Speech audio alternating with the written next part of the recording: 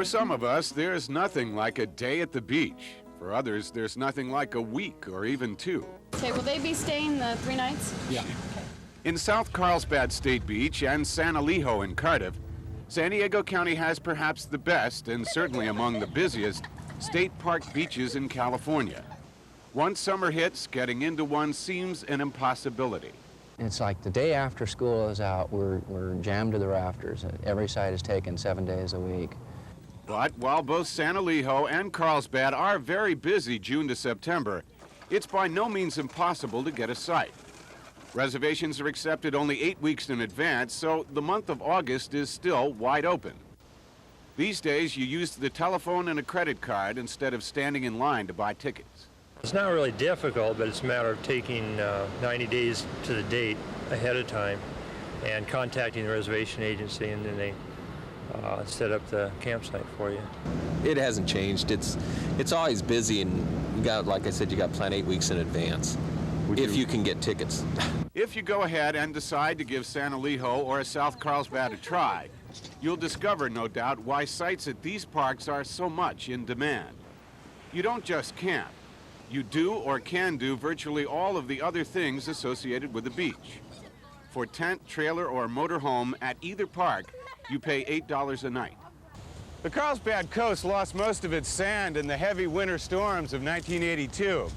Now, instead of the usual West Coast beach, this place looks more like something you'd find in northern New England. But South Carlsbad has 226 campsites compared to 171 at San Elijo.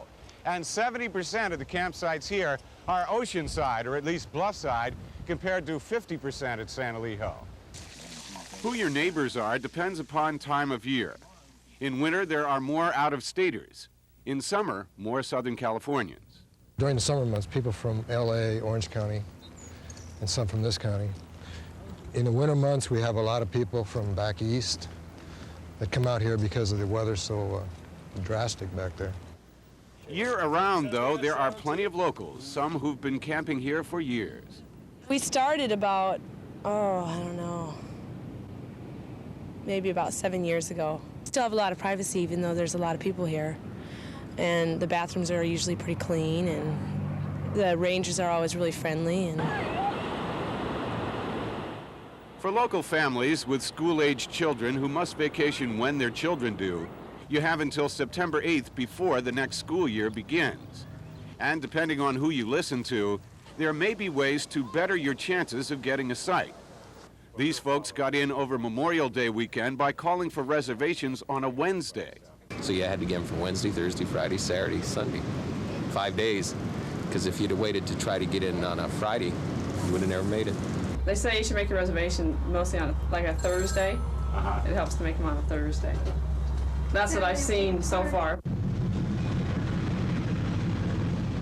Most of the developable land along the coast is already occupied, spoken for, taken in some form or other. I think this is it. This is the amount of property that we have to work with. As good as it is, if you can get it, chances are that local beach camping is only going to get more difficult to come by, especially in summer.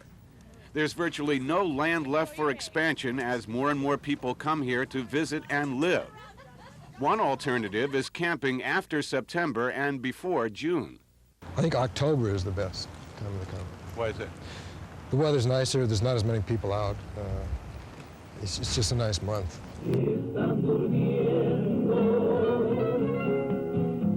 Something else to consider are the beach possibilities down south.